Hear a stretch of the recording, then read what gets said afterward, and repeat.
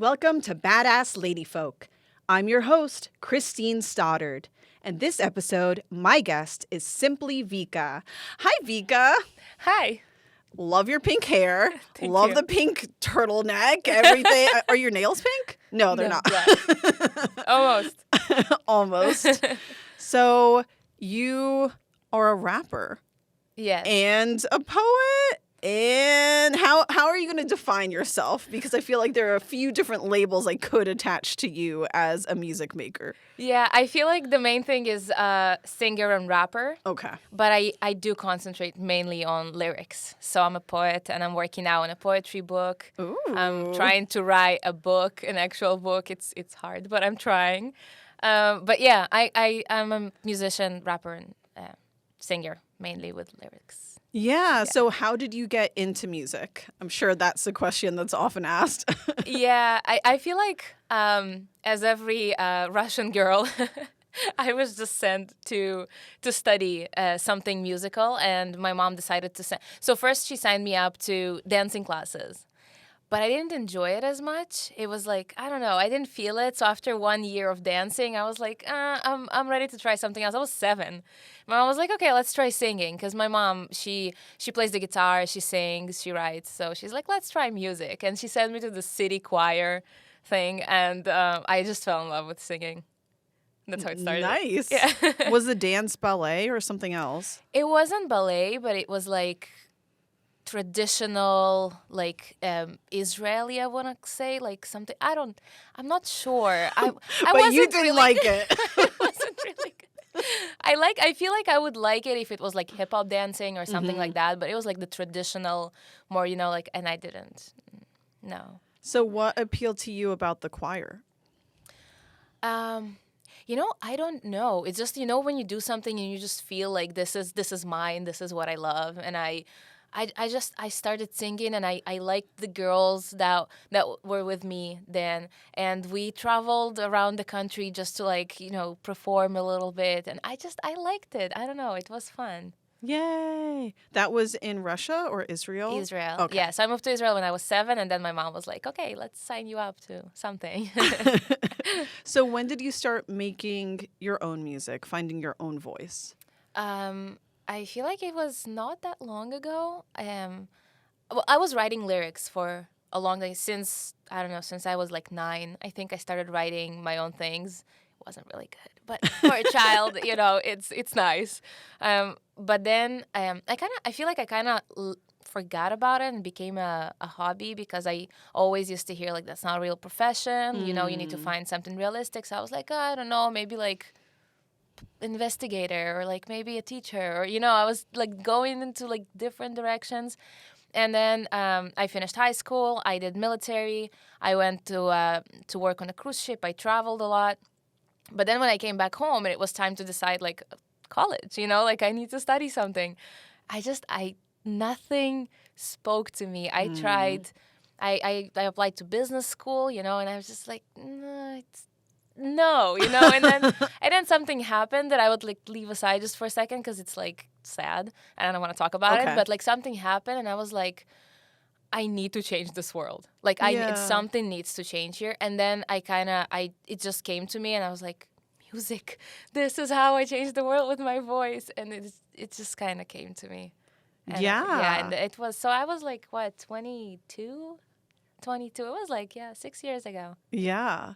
And you have built quite the following. You really do. You have something like 19,000 followers on 9,000. 9,000. Okay, yeah, okay, I wish. sorry. 19, yeah. That's still a great number. Oh, it's a long journey with like followers and stuff. Yeah, but yeah, I'm trying. Like I try not to concentrate on the numbers and just talk to people. And I feel like in the beginning, I was concentrating so hard on like Instagram, and like build this online following. And now when I'm performing in New York, I'm like, wait, my followers are like, some of them are in the UK, some of them in Nigeria, some of them are in Israel. And I'm like, I want to do something not online. I want to do offline stuff, and I want to do more of this, and then to have my own radio show and to go out and to do performances and things like that. So now I'm really trying to concentrate on the offline world. because I feel like it gives me more pleasure to actually be present, you know? Yeah, So yeah. thank Find you for community. hosting me. Yeah, of course. Thanks for being here. So, what are the ways that you're starting to branch out in New York City and perform for New Yorkers, meet other people here in New York? Oh, a lot of things actually. So I started recently doing my own radio show, and it allows me to also meet other artists. It's really in the beginning. I just starting out, but I do want to bring other artists to perform and to, to have this space. I'm going to jam sessions. I'm performing. I performed around the city. I'm not performing now at the moment because I'm working on some new music, but I was performing before. So I also got to know a lot of other artists that I was working with, that I was performing with. I'm going to poetry nights, and I'm trying to find the communities that I belong to. And I'm also a photographer, so galleries, and things like that. So I'm really trying to be wherever I can be in the city. Yeah. Yeah. And how did the radio show come about? And what is it? Where can people listen to it? Well, it's very recent actually. I've always wanted to have my own radio show, and recently I started looking for it online, and I was just like, radio shows in New York. Let me see what's out there, and I found this amazing station that's called Newtown Radio, and it's an online radio. And I reached out and I was like, hey, I have an idea for a show about New York, about being an immigrant and coming to New York and just like being introduced to this crazy city. Because there are a lot of people who are coming like outside of the city or outside of the country, to New York, and it's pretty rough. So Yes. I was like, let me do a show about it. I feel like we can all like communicate all the like issues, and if I can help in any way.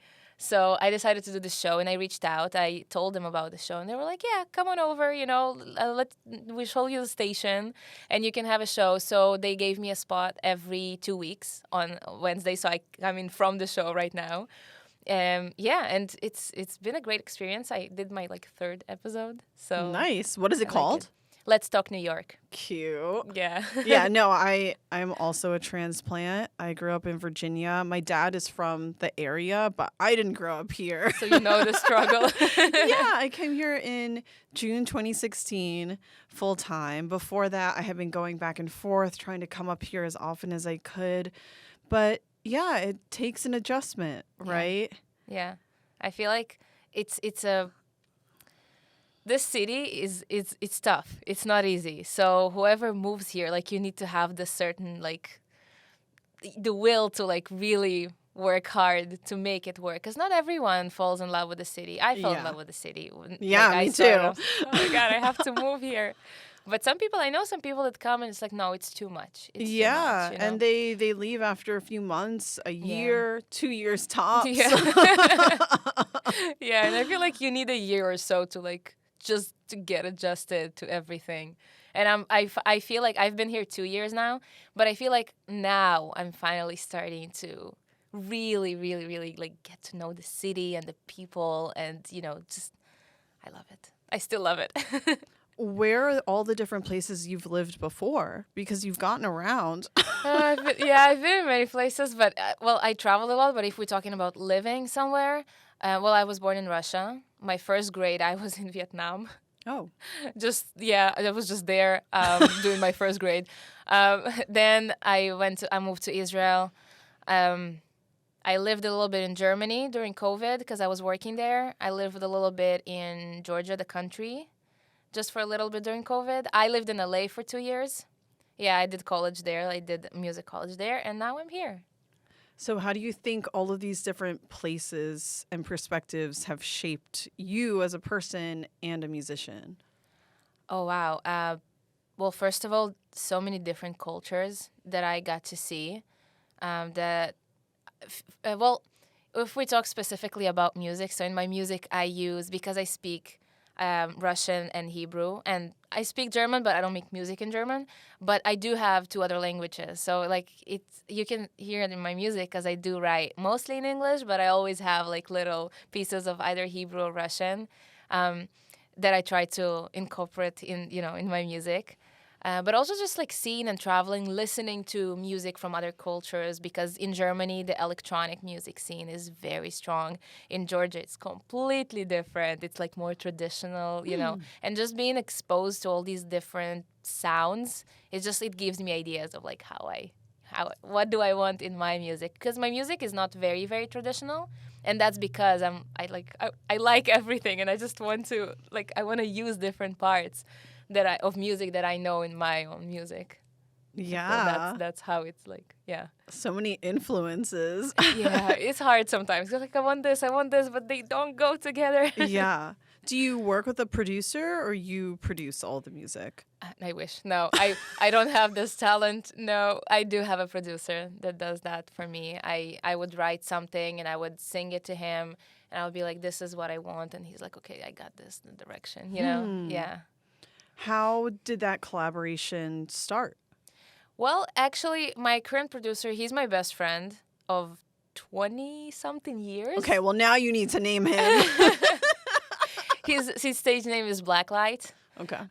That's how he wants to be introduced. But yeah, he's actually in Israel, so we work remotely. But like we met in 4th grade and just became friends. And he was into music his entire life. But then I got into music and he was helping me out. And then like it worked, the collaboration. I am trying to work with other people as well, just to, to expand, just to see how I can collaborate with other people. But it's very, with him, it's very comfortable. He knows me. He knows the sounds. We're exploring things together. So yeah, that's me and my producer. Yeah. What do you look for in a new collaborator? I honestly, right now, I'm looking for a partner mostly.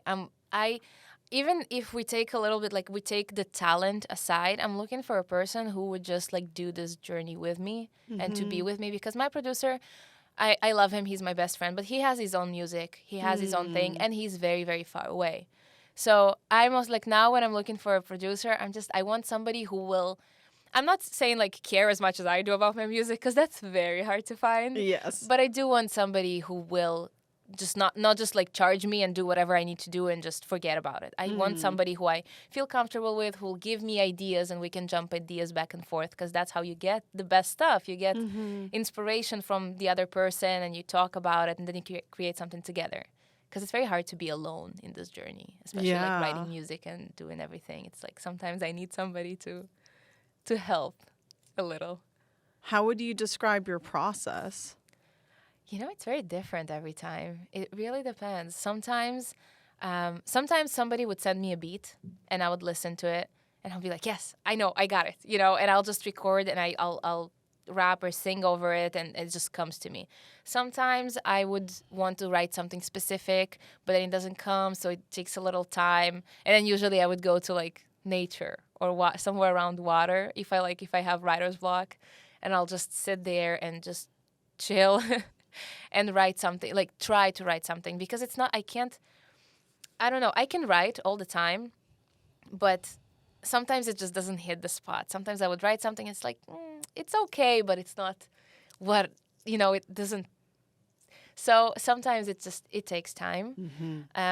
But recently I'm really concentrating more on poetry, a lot on poetry, because my producer has been really busy and we couldn't move forward. So I'm like, okay, what can I do just by myself? And because my thing is lyrics and writing words, so I'm really, that's why I wrote my book. I'm just I can write poetry for, all the time. I don't depend on anyone for it. So that's what I was doing recently. So tell me about the book.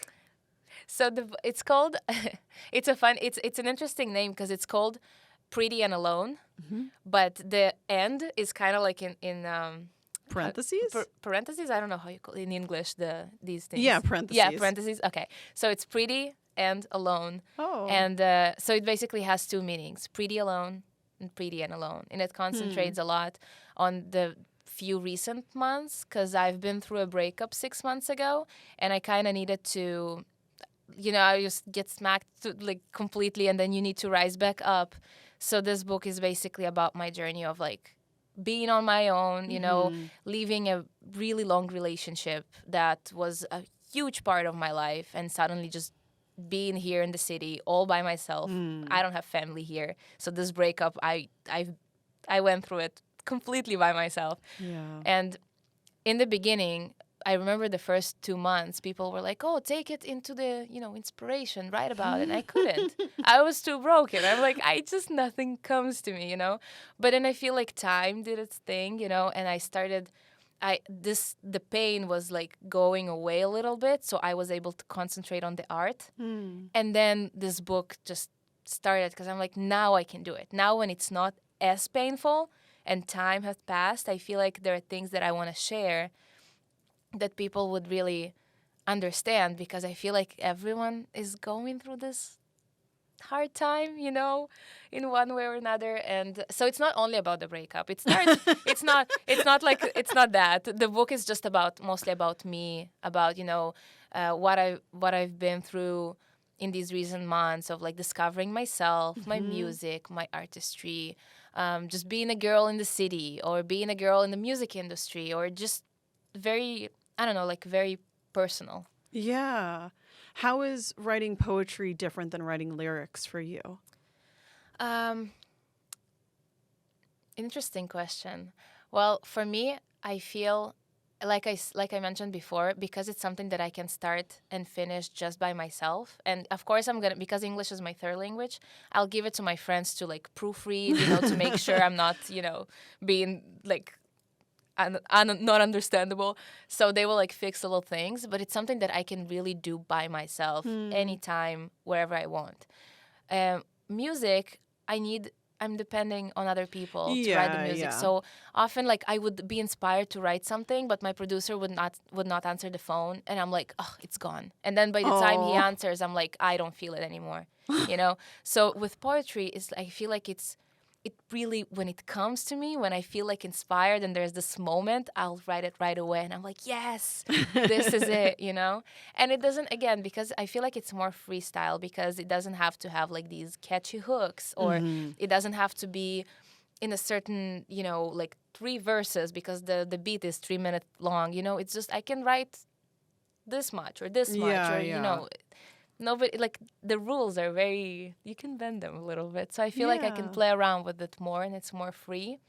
And so, yeah, I recently enjoy poetry a lot. I liked the phrases you used a couple minutes ago, I guess, about being a girl in the city versus being a girl in the music industry. So you talked a little bit about the hustle and the grind here. Could you talk about being a girl, as you say it, in the music industry? Oh, yeah. It's not easy, honestly. I feel like something that I'm personally dealing with a lot is, I don't know why men do that. I don't know why they feel the need to always give their opinion about everything. Like, I will never get an unwanted criticism from a woman. It's always men. You should sing more. You should rap faster. You should write that. You should release that instead. The music video should have been more interesting. This is too boring. Only men. I would never get this like unsolicited advice from a woman. And I feel like it's something like, if I ask for advice, give it to me. Fine. Right. Yeah. But I didn't ask you to, to tell me how to write my music. Like, if you don't like it, don't listen to it. But like, don't teach me how to do my art. Yeah. And it's something that men do a lot. And I don't know why they feel the need, but it's something that I've noticed, and it's really annoying, Well, how do you, just to interrupt, how do you respond to that? Do you tend to just be quiet, move on to the next topic, or do you tend to confront it? And if so, how?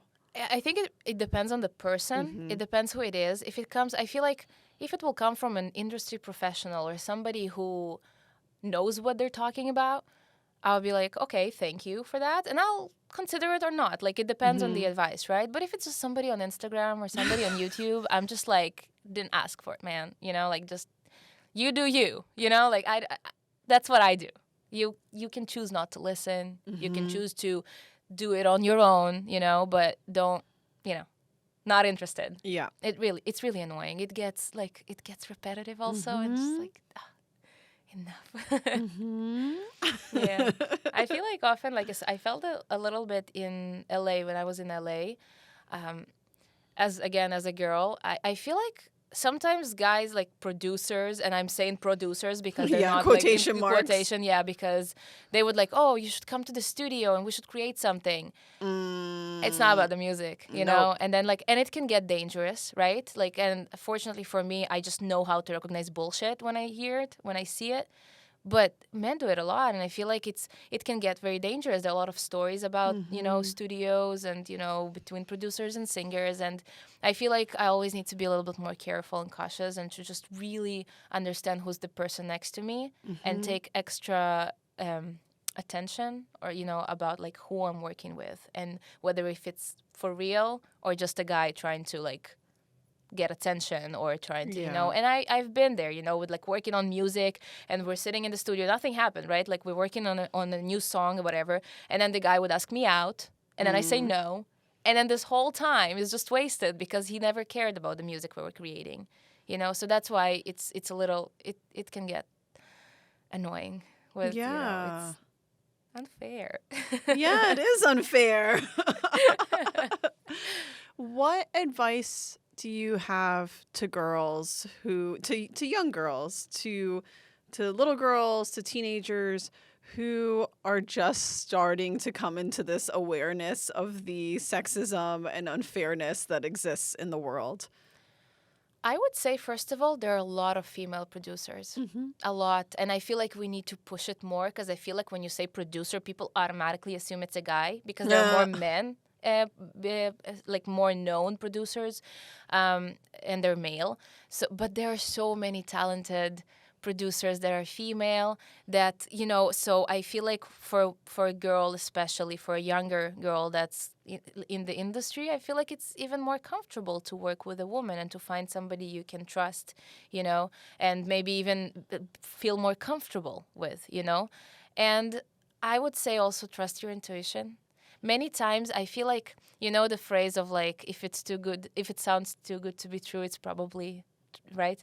So if a guy comes to you and is like, I'll make you a star, come to the studio, and he never heard your voice, so like, it's probably not, so like, just ask questions, see the Mm-hmm. conversation. How do you feel? We women, we have a really strong intuition.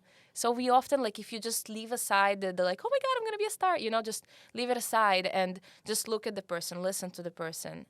We'll usually know if Mm-hmm. it's bullshit. We usually feel it. Mm-hmm. Trust your gut, trust your intuition. Every time, whenever I don't trust my intuition, I end up like being like, oh my God, I should have listened to myself, Mm-hmm. because we always know.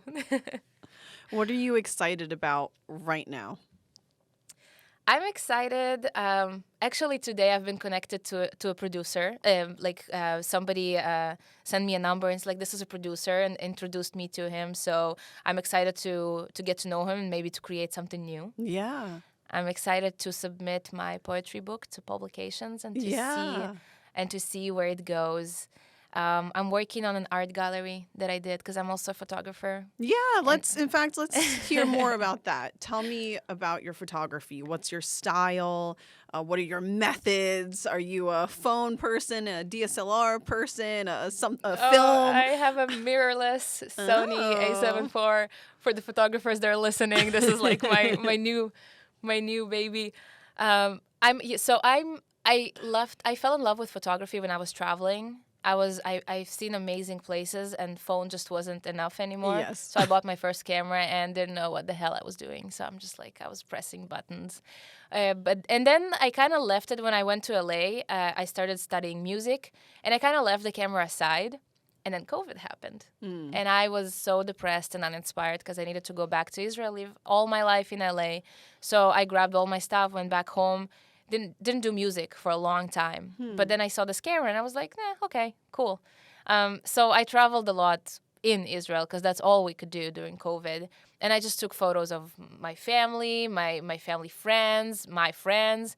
And people started asking me how much I charge, how much do you charge? We need that.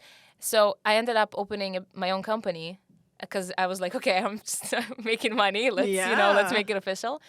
And I opened my own company in Israel, my photography company, and I actually studied it. Like, so I, instead of making music because I wasn't feeling like it, I'm like, let me concentrate on something else and not force it. So I started doing a lot of photography. And when I came to New York, I just kind of like transferred everything here. So, and I started like getting my own clients, and working on that. So now I'm doing portrait photography, food photography. I'm working with a lot of restaurants around the city and events. So I do most style. Like I do everything but weddings and babies and maternity shoot. Like that's not my style. I don't do that. But the rest I do.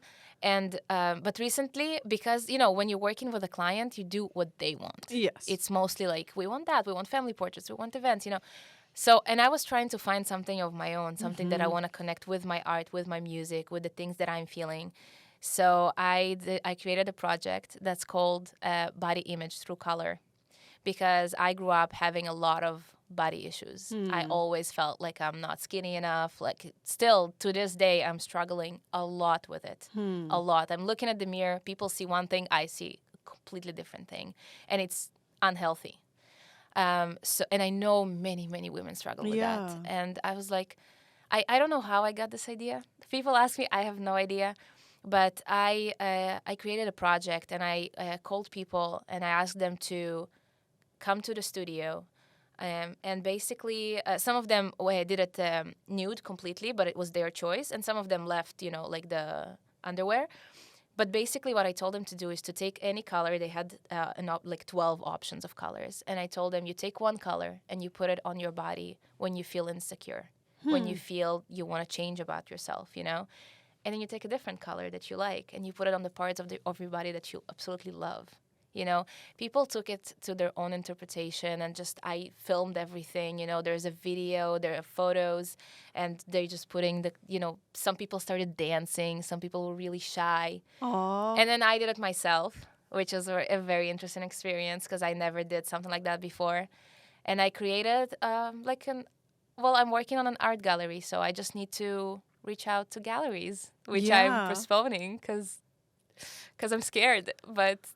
Yeah, but it's a beautiful, beautiful work. It's also one more thing to do, right? And it can be hard to focus and follow through on everything. Yes. I'm curious, what are some of the objects that they were choosing for the colors? So a lot of people did stomach. But what were they putting on them? Like, was it paint? Oh, paint, yeah. It was paint. Like body paint? Yeah. They were just they were dipping their hands in the paint and just putting it on their bodies. Sorry, I'm sorry, I guess I didn't mention it. Either that or I missed it. Yeah, so it's fine. It was now paint. I know. It was paint, yeah. Wow. Yeah. Oh, that sounds so beautiful. Is any of that on your Instagram? No, it's super secretive. I shared just like snippets of my own things, like of just my face with a little bit of color. Okay. Just a little bit, but I'm keeping it very secret for now. I don't want anyone to steal it. Well, I can't wait to see it once it is public. That is all the time that we have. Thank you so much, Vika. Thank you, dear viewers, for watching or listening, however you're engaging with Badass Lady Folk. I'm your host, Christine Stoddard. Tune in next time. Bye.